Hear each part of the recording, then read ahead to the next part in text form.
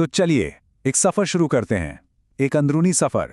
ये एक ऐसी यात्रा है जो हमें मानसिक मजबूती पाने की लड़ाई को समझने में मदद करेगी।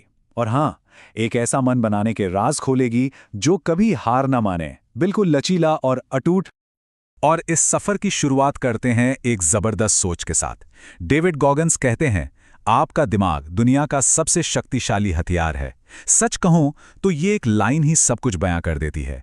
यही वो सच है जिस पर हमारी पूरी बात टिकी है कि असली लड़ाई बाहर की दुनिया में नहीं, बल्कि हर इंसान के अपने मन के अंदर ही होती है।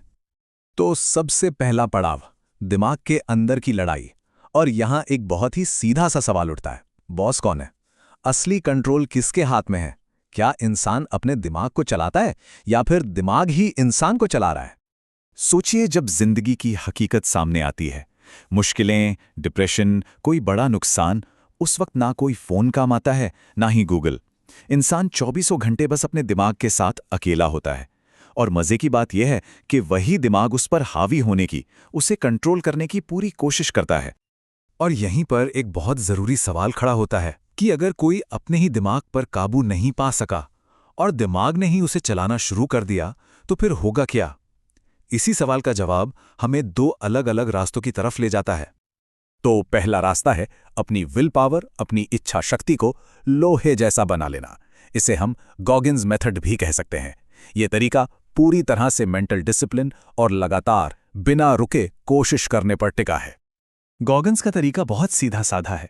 वो कहते हैं, जब कोई चीज समझ ना आए या बहुत मुश्किल लगे तो बस उसे दोहराते रहो, सांस लो, फिर से पढ़ो, फिर इसे लिखो, और ये तब तक करते रहो जब तक दिमाग थक हार कर ये ना कह दे कि हाँ अब समझ आ गया। चाहे वो पढ़ाई हो या स्विमिंग, फर्क नहीं पड़ता। इस तरीके का जो मेन प्रिंसिपल है वो ये है कि अपने लिए भागने के सारे रास्ते बंद कर दो। जब दिमाग को ये पता चल जाता है कि पीछे हटने का तो कोई ऑप्शन ही नहीं है, तो उसके पास सिर्फ एक ही चारा बचता है, सिचुएशन के हिसाब से ढलना और उस चुनौती को जीतना। और यहीं से न्यू नॉर्म का कॉन्सेप्ट आता है। मतलब मुश्किलों को ही अपनी रोज की आदत बना लो, अपनी बेसिक रियलिटी। गॉगिन्स ने नेवी सील ट्रेनिंग में यही किया। उन्होंने दर्द और तकलीफ को अपना घर बना लिया। नतीजा, उनके दिमाग ने यह मान लिया कि टूटी हुई हड्डियों के साथ दौड़ना ही नॉर्मल है। और इस तरीके का रिजल्ट क्या था?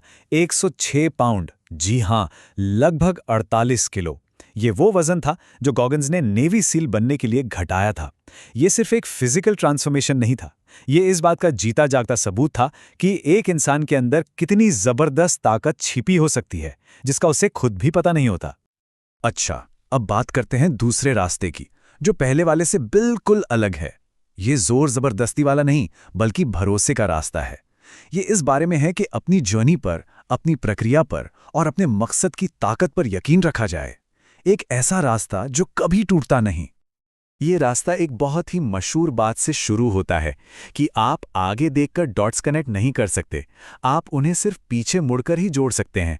मतलब सीधा सा है, जिंदगी में जो कुछ भी होता है उसका असली मतलब अक्सर बाद में समझ आता है। इसीलिए अपने सफर पर भरोसा रखना बहुत जरूरी है। पर भरोसा करें किस पर?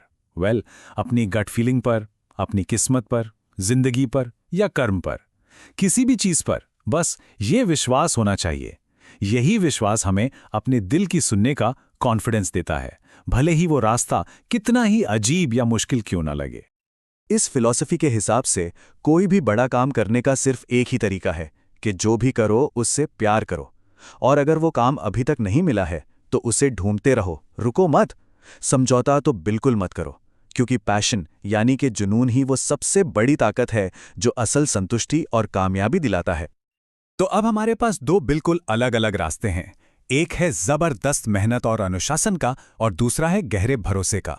लेकिन क्या इन दोनों रास्तों में कुछ कॉमन है? हाँ, बिल्कुल है। और वो है एक कॉमन दुश्मन जिससे ये दोनों ही रास्ते लड़ते हैं। और वो दुश्मन है डर। डर सपनों का कातिल है। डर उम्मीद को मार डालता है। डर इंसान को पैरालाइज कर देता है, उसे आगे बढ़ने ही नहीं देता। सच तो यह है कि यही वो चीज है जो किसी को भी अपनी असली ताकत तक पहुंचने से रोकती है। यहीं पर फीलिंग्स और प्रिंसिपल्स यानी भावनाओं और सिद्धांतों के बीच का फर्क बिल्कुल साफ हो जाता है।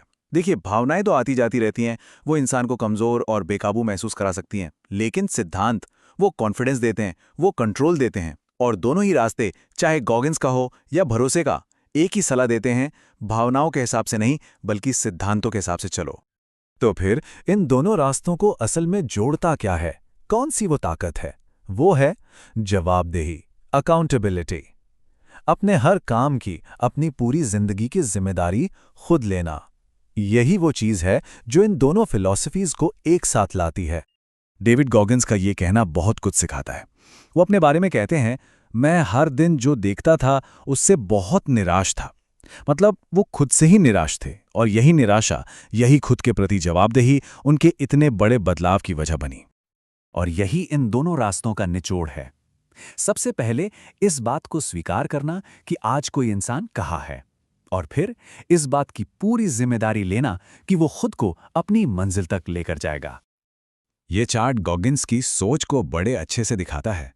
देखिए, मन की शांति वो सफर की शुरुआत में नहीं मिलती, वो तो इनाम है। एक ऐसा इनाम जो मुश्किलों से गुजरने, इम्तिहान देने और लगातार जवाबदेह रहने के बाद मिलता है। ये एक मुश्किल प्रोसेस का एंड रिजल्ट है, स्टार्टिंग पॉइंट नहीं। और अब हम आते हैं सबसे आखिरी और शायद सबसे जरूरी हिस्से पे। वो ये है कि किसी की भी कहानी अभी खत्म नहीं हुई है। जिंदगी एक किताब की तरह है, और उसका आखिरी चैप्टर वो अभी लिखा जाना बाकी है। ये बात समझना बहुत जरूरी है कि जिंदगी का आखिरी पन्ना अभी भी खाली है। अतीत में क्या हुआ, इससे कोई फर्क नहीं पड़ता। असली ताकत इस एक यकीन में है कि मैं कर सकता हूं, मैं कर सकता हूं, मैं कर सकता हूं। ये सिर्फ शब्द नहीं है, ये एक वादा है खुद से, जो किसी भी पहाड़ जैसी मुश्किल को पार करने की हिम्मत देता है।